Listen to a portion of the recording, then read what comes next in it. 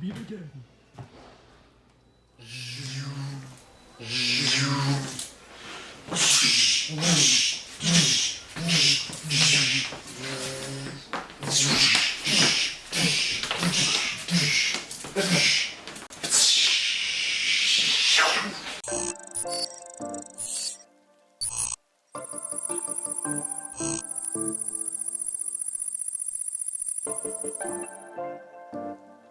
Hey guys, Richard Aficionado channel and Reefs.com. Thanks for joining us today. And today I'm here in the head office of Reef Breeders with my friend Logan, who is the silver sponsor of Keep On Reefing 2019. Thanks for having me here, man. It's great space you got here.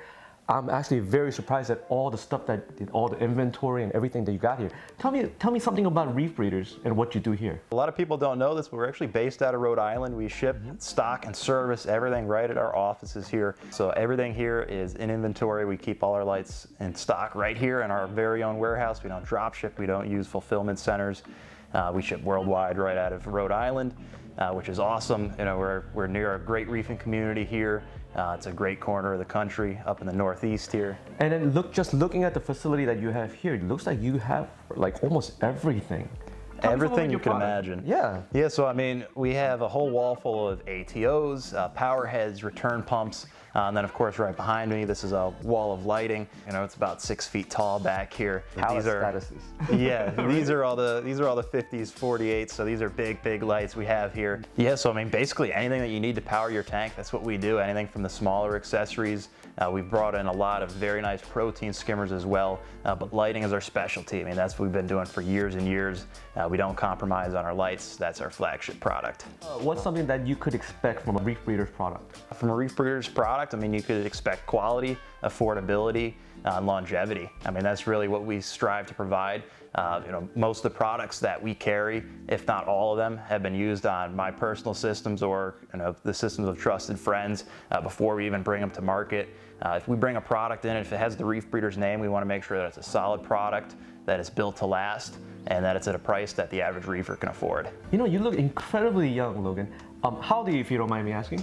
So I'm 22, almost 23. Explosion.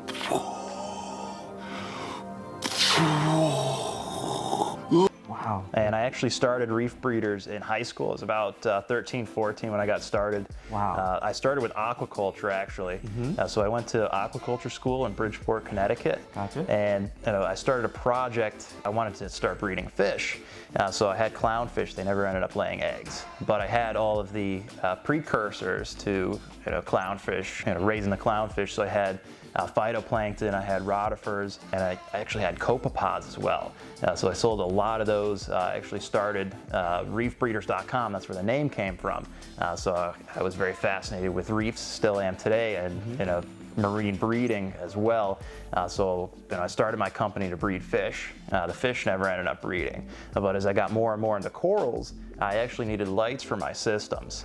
So I started with metal halides, and that was all I could afford. At the time, the only lights in the market were very expensive. So the first thing I did was I built my own lights. Right. And as I was building my lights, I continued to do research, and I looked at what people were doing in the kind of the DIY world. So a lot of the lights in the market, they didn't provide the spectrum that the reef keepers wanted. So you had like cool white, cool blue, royal blue. The major manufacturers, they weren't even adding colors like violets. They weren't adding reds, warm, neutral whites. And just all those different spectra. So I contracted with a factory that could build a custom layout for me. So I actually ended up ordering one sample. I was using my mom's credit card, so I was about 14 years old. Right. So I didn't even have a credit card. I had to beg my mom to kind of take whatever cash I saved up and put it on her card so that I could buy a light. Right. So I ordered one light, and the factory actually sent me 3.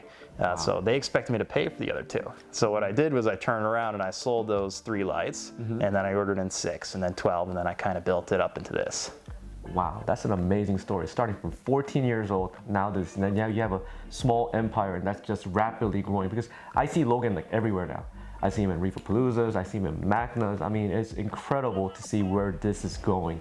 And I could only imagine how he will be, where he'll be at in 10 years' time. I wish I had his vision and his passion at this early age.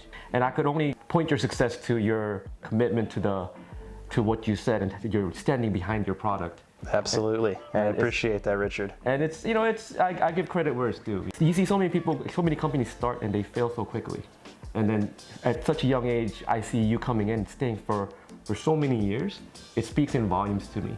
What made you sponsor this show?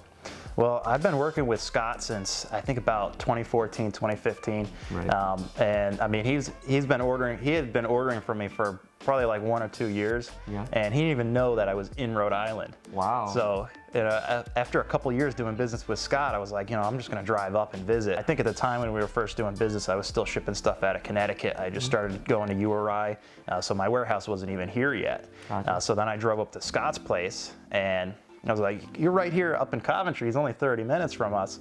So I've been working with OSA for many, many years now. You know, when he started Keep on Reefing, you know, I knew I wanted to support the show, the movement. Like, Scott has such great energy. He's doing so much for the hobby, bringing people into it, getting people excited about the hobby again. And it's very much, you know, something that I want to support, and just especially the local community here. I mean, it's amazing just in this area what's going on with these trade shows. I mean, you look at Frag Farmers Market is huge, and then Keep on Reefing on top of that, and to have the same, you know, to have the attendance rate at both of those shows in just this small geographic area speaks volumes about the hobby and how it's growing, and just, you know, how many people are into the hobby in this area. It's incredible to see that. And then, you know, of course, you know, working with Scott for this in a number of years, you know, I was actually the first silver sponsor, and I said, you know, we're starting the silver sponsorships. I said, sign me up. I wrote him a check the day I heard of it. So it's looking into the future now. Where do you see yourself going in a few years down the road? So I want to keep expanding, bringing in more products. I'm looking to get into the freshwater area. You know, I love I visited Hong Kong. I saw Fish Street over there, and just seeing what people can do in those freshwater scapes. Like, you're looking at a tank that's, you know, maybe 2 feet back, but they created such a perception of depth between the background and the aquascape and the planting that it looks like a pine forest. It looks like it goes back a mile. It's like a painting, but with, you know, live animals in front of it. Right. It's incredible to see, and I'm starting to get into, you know, the freshwater scene. And what I want to do really is make the hobby accessible to more people. I mean, that was my vision at first. Was, you know, I was a 14-year-old kid. How can I, you know, get good equipment for a decent price with good support behind it? And, you know, a lot of people don't want to make the jump, because it's like, you know, if you want to get a reef tank, you get like a 4-foot tank, and then you look at what good equipment actually costs, you know, not equipment that you have to replace in a year. Like, good equipment ends up being a bit costly. So I'm looking at stuff like desktop aquariums that are super easy to set up. You know, what I want to do is I want to make it, you know, easy for you to get into the hobby and, you know, enjoy the hobby, kind of cut your teeth and figure out, you know, what it takes to, you know, keep these fish and, like, actually keep this, you know, living environment in your home, and just show you how, you know, easy it is, and show you how, you know, what's involved and all that. That's awesome, man. Well, I'm super excited to see what the future holds for Reef Breeders and for you, and I look forward to seeing you in many different shows and watching your company grow. Thanks for having me, man. I appreciate you. Thank you, Richard. All right, man.